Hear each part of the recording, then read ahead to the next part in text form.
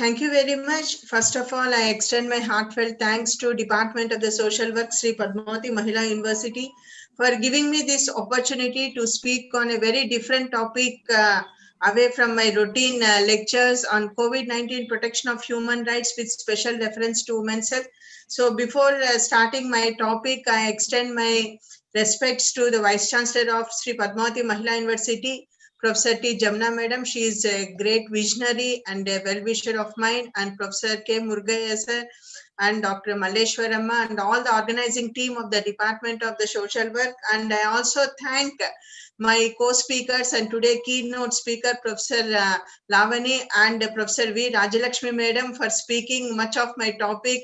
And being the last speaker of this kind is a worthy situation of get rid of so much of responsibility. So I think many of the topics, many of the slides, many of the words what we have used, I think it may be repetition, but I'll be focusing more on the women health. And really I'm impressed by one or two sentences of my previous speakers. So the first speaker told you can't buy the health, and he has given an excellent definition of the health given by the WHO. And my previous speaker, Professor Rajalakshmi Madam, has given a lucid lecture and told one thing: every woman is working. I really appreciate their concern. So my relevance of today is everything is card on the human rights. Human rights are linked to the global health.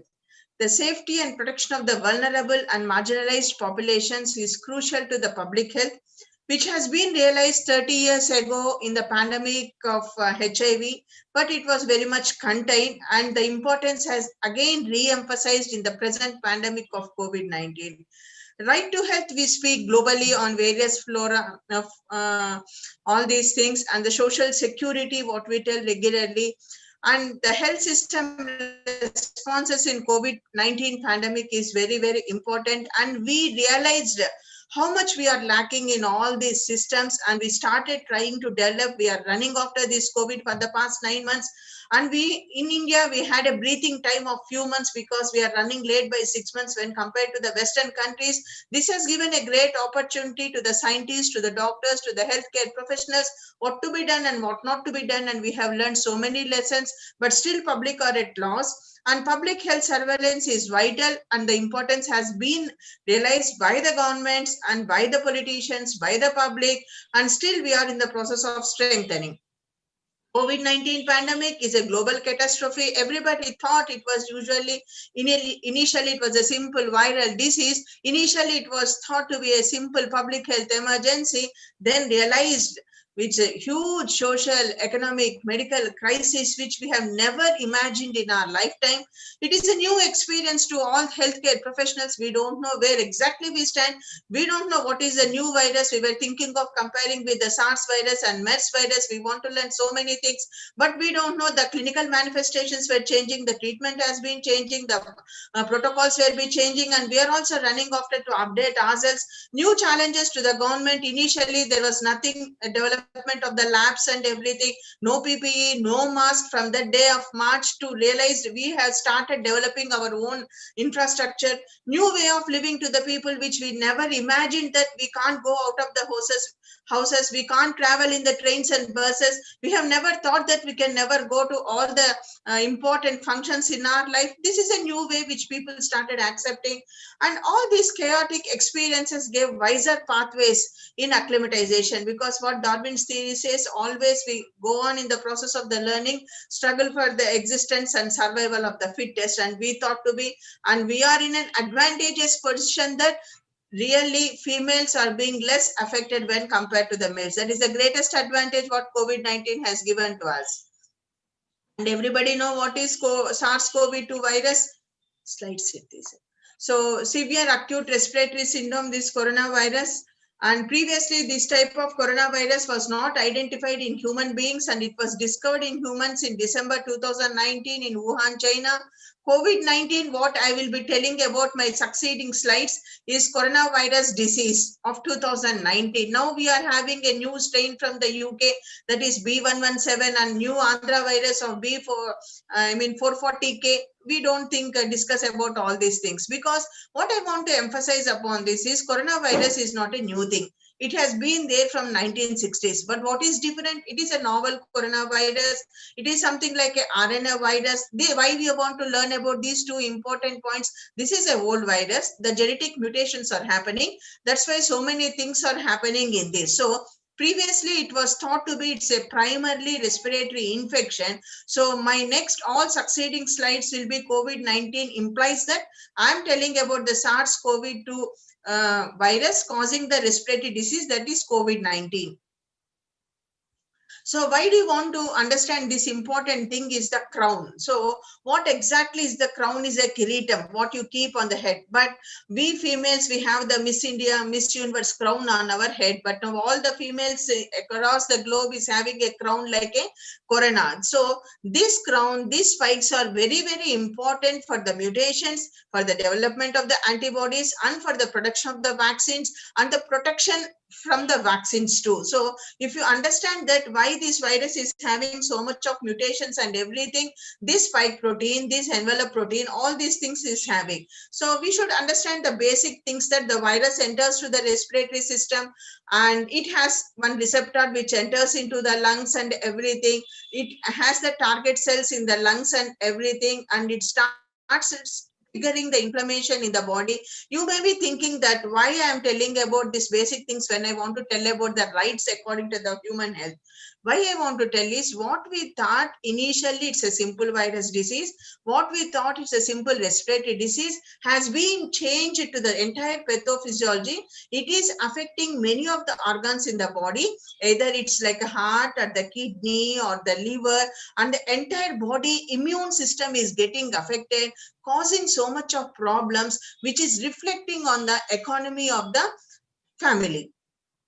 So what are all the clinical features? Everybody knows: cough, cold, fever, but fatigue is very, very important. I want to tell about one important point is this: extreme fatigability is important for the COVID-19 disease. Many of the COVID-19 recovered patients are having extreme fatigability, asthenia, weakness. This is more so for females because they could not do their household work. They're deprived of their getting the normal nutritional needs. It is hampering their routine day-to-day work. That is an important cause for many of the psychosocial issues in the post-COVID-19. The other things are shortness of breath, sore throat, headache, aches and pains, myalgia, nausea, vomiting.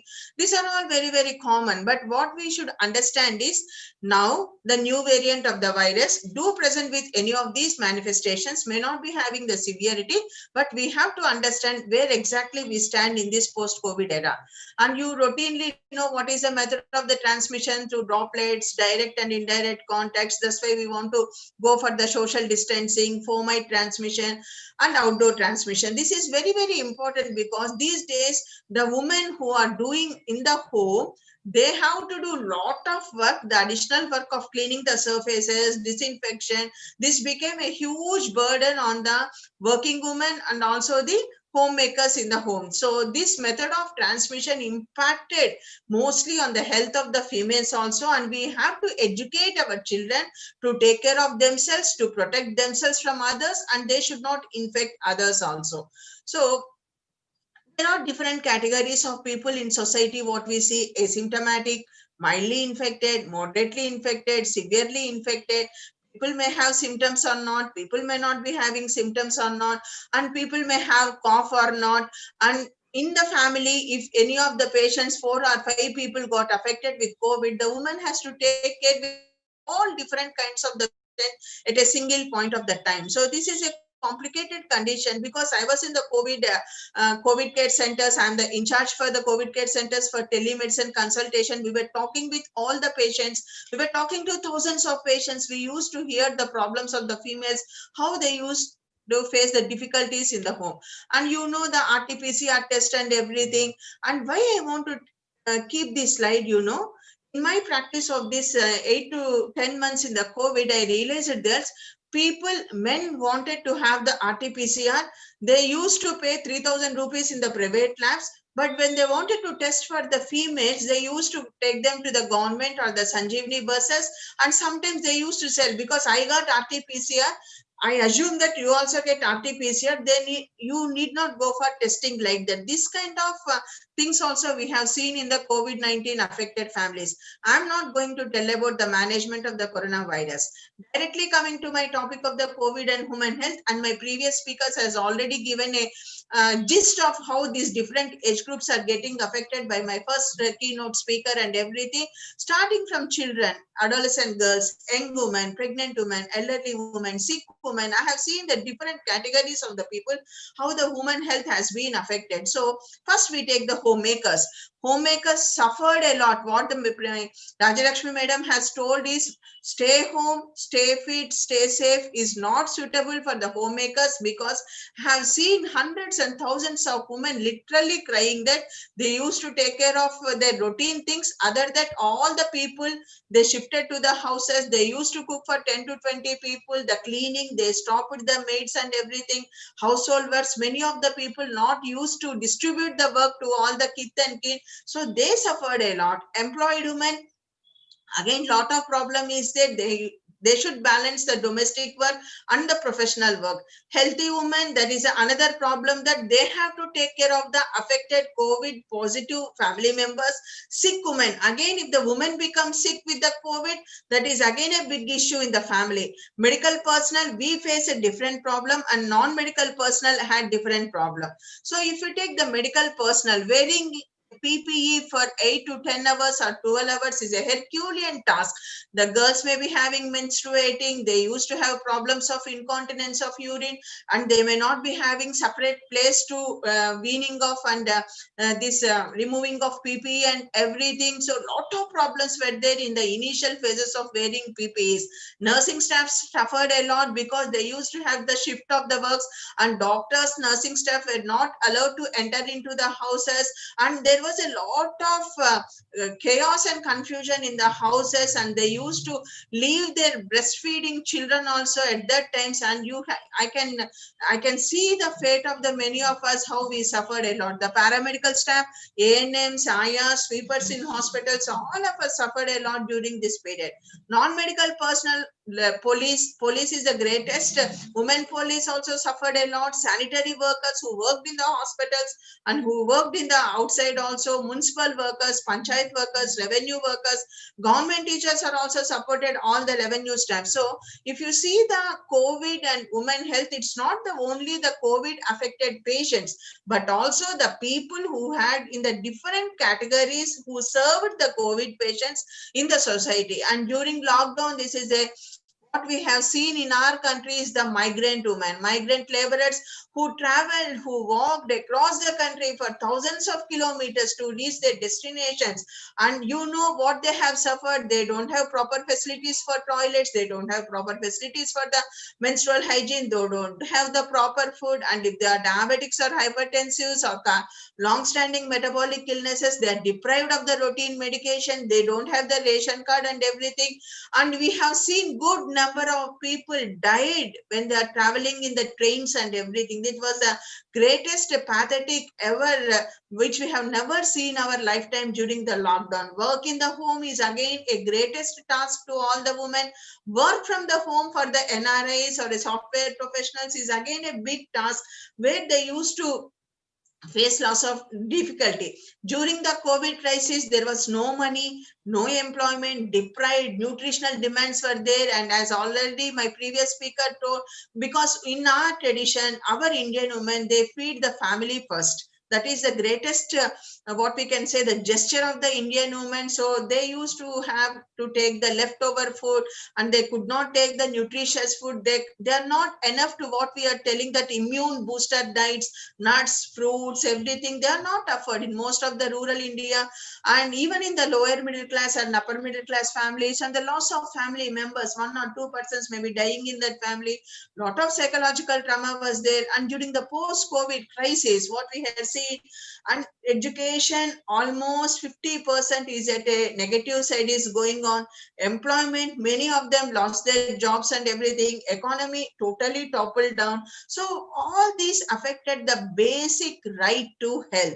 So what we are telling about, I am not a great economist, I am not a great legal advisor, I am not a great university professor, but as a basic physician, as a basic clinician, as a basic doctor seeing the poorest of the poor in the country, I realized that COVID pandemic, which is a never ending, what we have never seen in our lifetime, affected the lives of the thousands and lakhs of the people in our country. And women, if you see, taking care of the COVID patients in the family, if the husband is sick, wife has to cook food, and if the husband is in home isolation, if he'll be in a separate room, she has to take care of him. And if they are having children, and again in-laws, again parents, again grandchildren, you can see the fate of a single woman taking care of these entire patients. And I have seen in my personal experience, one may be severely sick, admitted in an ICU in SWIMS. One may be moderately sick, admitted in Ruya hospital of this government hospital. One is reasonably well opting for a home isolation. One is totally normal person and they can't stay with this group. And how you can imagine a woman taking care of all these people in 4 different settings, and really appreciate the women of this country with all the patients, they did the best to the family. But if the same woman becomes COVID positive, I heard many of the male patients attendants, they told, madam, can I join her immediately in a COVID care center? She gets food and everything, I'll get outside, I can't give cooking and everything for her. Who is doing the household chores? In spite of the post COVID fatigability, in spite of the asthenia, in spite of extreme weakness, in spite of all these things, she used to cook with a gas stove and a mixie and everything. And workplace pressures, leave is only for 14 days, and the weakness may be there for 3 to 6 months. She has to go for the duty and attend her job and everything for the salary. That is the salary for her entire family, and she can't do that. The full quality of the work was not there. Social stigma in any apartment, in any street, if one woman is positive, if she is going out, other people, other neighbors, the initial phases, they were having lot of social stigma. Gradually the attitude has been changing. So who is going to take care of her? This is a very big $1 million question in our country. Violence against women has sufficiently dealt at length by my previous speakers. Domestic violence has been increased enormously. What we are telling, it's not only the physical violence, the mental violence has also been increased, the physical violence, the assaults on the women. And what we have seen, even the injuries with women were coming to the casualties in the working places also, because of the social distancing. And if there is any privacy, a single room, single cabin, protecting herself from the male colleagues is also a big problem now. So because only 1/3 of the staff will be there, nighttime shifting of work will be there, less number of people will be there. So again, protecting from the other male colleagues is also a very big question. So violence against women is again a very, very important burning issue in this COVID era. Nutritional needs, this pictorial representation, I was keeping that. We were educating the nursing colleges principals to motivate the nursing students to empower themselves regarding the nutritional needs in the COVID care centers, because we have seen that because of the economic crisis, because of so many reasons, women cannot take the full balanced diet. Normal people all time also, but even more in the COVID time. And everybody was asking some kashayam, some special diet, some immune booster diet, some sick patient diet, some diabetic diet. How she can do all these things? Practically not possible. And there is no money, deprived of so many things. And we have seen thousands and thousands of people were entirely depending on the food packets given by the philanthropists. So this kind of situation was also there in the months of pure lockdown, where they had never had the employment and everything. Physical weakness and economic crisis had a lot of impact on the malnutrition. So coming age wise, in the young children, what we have seen in the rural areas, already schools were closed, and when the schools have been reopened, the school dropouts will be there.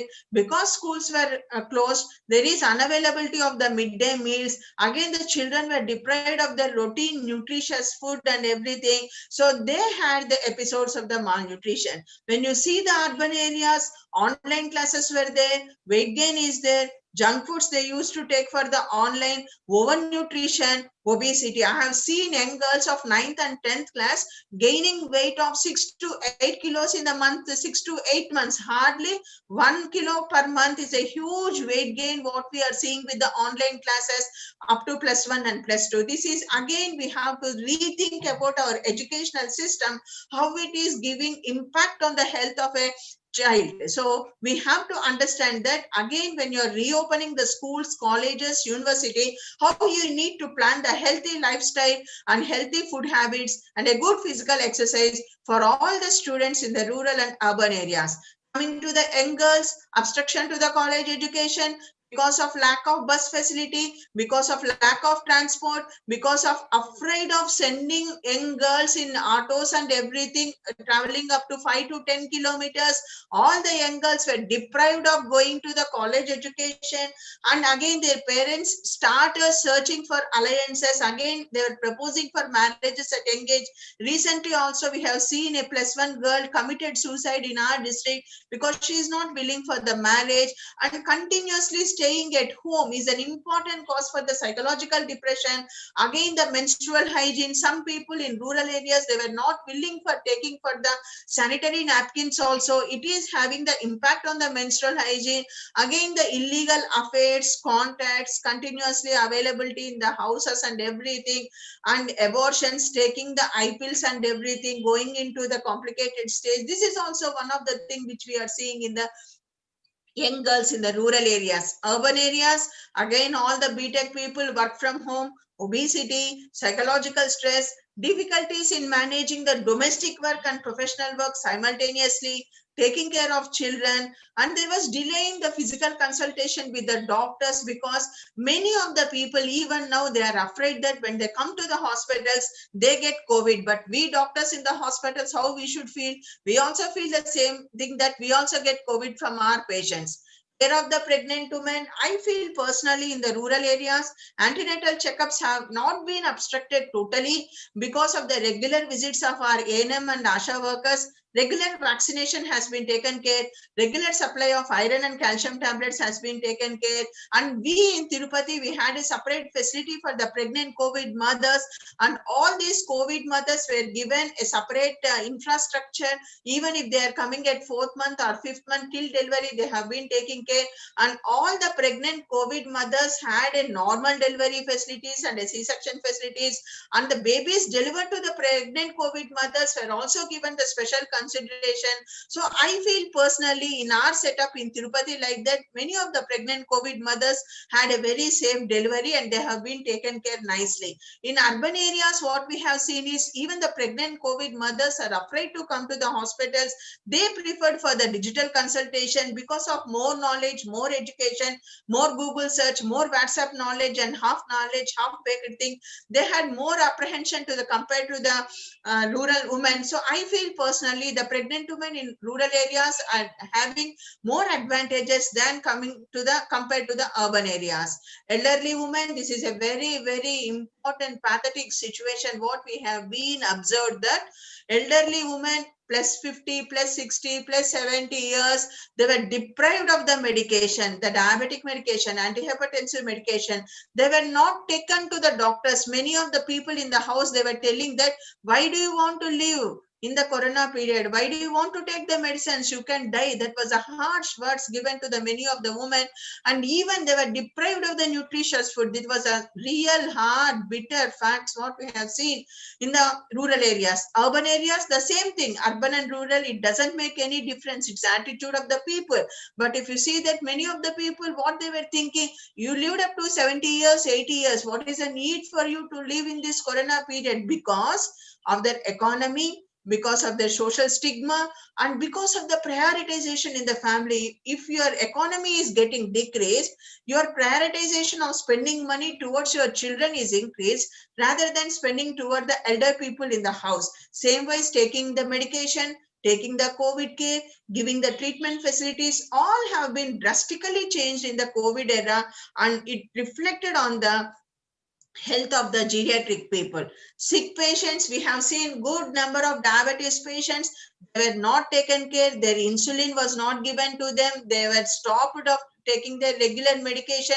They were taken to the government hospitals. They were given the half the dose of the tablets.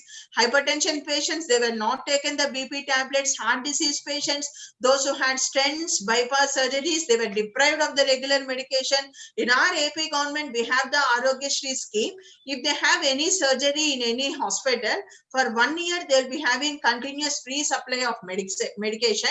But because of the lockdown, because of the lack of transport, because of the lack of bus facility to the rural areas, because of non-affordability of hiring a private vehicle, they could not come to that respective hospitals and they could not take the free supply of medicines. This has been affecting the health of the epilepsy patients also, tuberculosis patients also, and it has reflected drastically. And another important cluster of patients where we found difficulty is the dialysis patients. The dialysis patients, initially they faced tough situation because every alternate day or once in 3 days they were supposed to come for the dialysis. Because of the lack of the transport, they could not, and many of the people lost their lives because they could not go for the dialysis.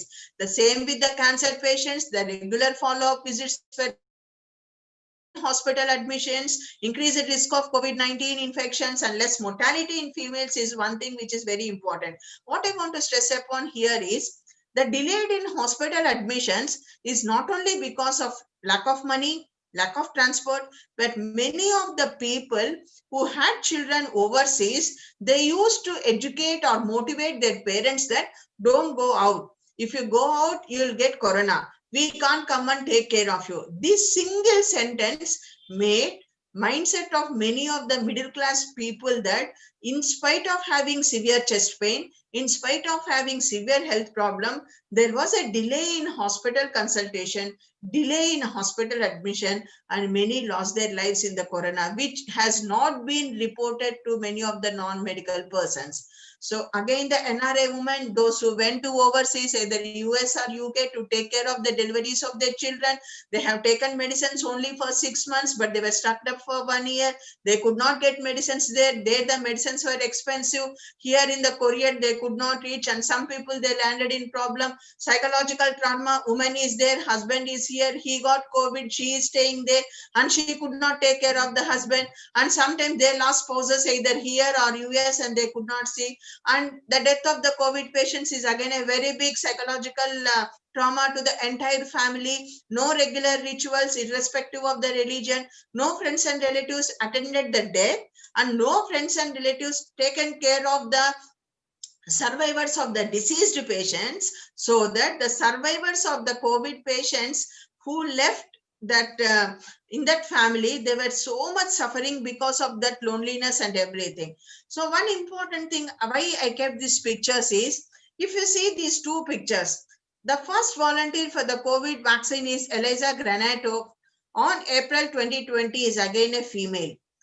The first recipient of a COVID vaccine, Margaret Keenan, she is 91 years old, and she is the first recipient. Again, she is a female, where she has taken vaccine in December 2020. So we women, we have lot of courage to take any new decisions, to accept any new challenges, and we are ready to face whatever negative is going to happen on us. But it's not new for this.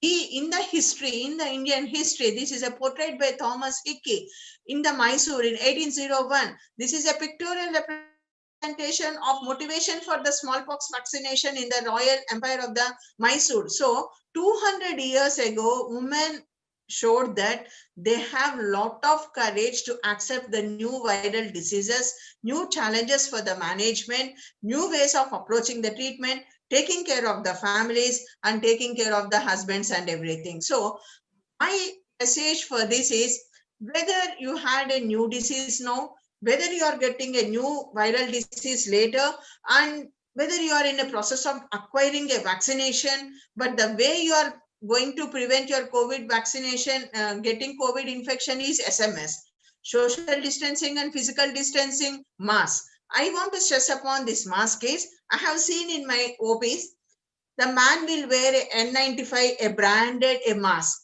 and lady will be wearing a handkerchief or a chunni or some sari cloth like that. So there also they will save the money for the family, and husband is not willing to buy a N95 or a good disposable surgical mask.